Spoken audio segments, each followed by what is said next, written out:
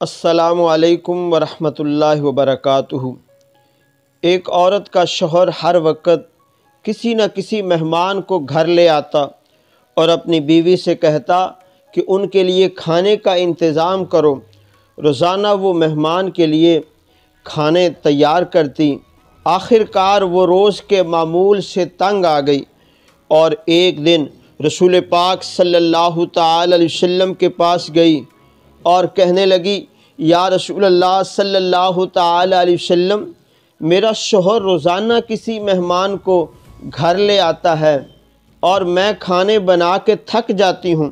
یا رسول اللہ صلی اللہ تعالی علیہ وسلم، کوئی ایسا طریقہ بتائیے کہ میرا شوہر گھر میں مہمان نہ لے کر آئے۔ اس وقت نبی پاک صلی اللہ علیہ وسلم خاموش رہے۔ وہ عورت نبی پاک صلی اللہ تعالی وسلم کی خاموشی دیکھ کر گھر واپس آ گئی۔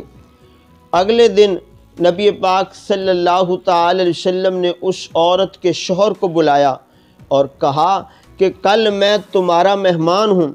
وہ آدمی بہت خوش ہوا اور آ کے اپنی بیوی کو بتایا کہ آج نبی پاک صلی اللہ تعالی وسلم ہمارے مہمان بن کے آئیں گے۔ اس کی بیوی بہت خوش ہوئی اور جلدی سے اچھے کھانے بنانے لگی۔ جب نبی پاک صلی اللہ تعالی وسلم اس عورت کے گھر آئے تو نبی پاک صلی اللہ تعالی وسلم نے اس کے شوہر سے فرمایا کہ جب میں کھانا کھا کے واپس جانے لگوں تو اپنی بیوی سے کہنا میرے گھر سے نکلتے تک پیچھے دیکھتی رہے۔ اس کی بیوی نے ایسا ہی کیا۔ جب نبی پاک صلی اللہ علیہ وسلم واپس جانے لگے تو اس عورت نے کیا دیکھا کہ رسول پاک صلی اللہ تعالی علیہ وسلم کے ساتھ بچھو، سانپ اور کیڑے مکوڑے سب ساتھ جا رہے تھے۔ وہ یہ منظر دیکھ کے بے ہوش ہو گئی۔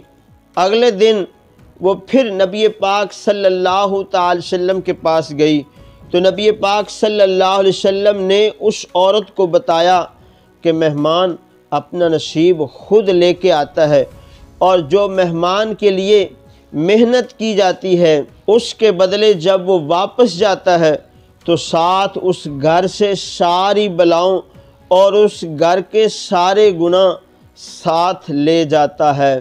اس ویڈیو کا مقصد جو میری بہنیں مہمانوں سے پریشان ہوتی ہیں وہ ان کی عزت کریں، کیونکہ مہمان اپنا نصیب خود ساتھ لے کر آتا ہے۔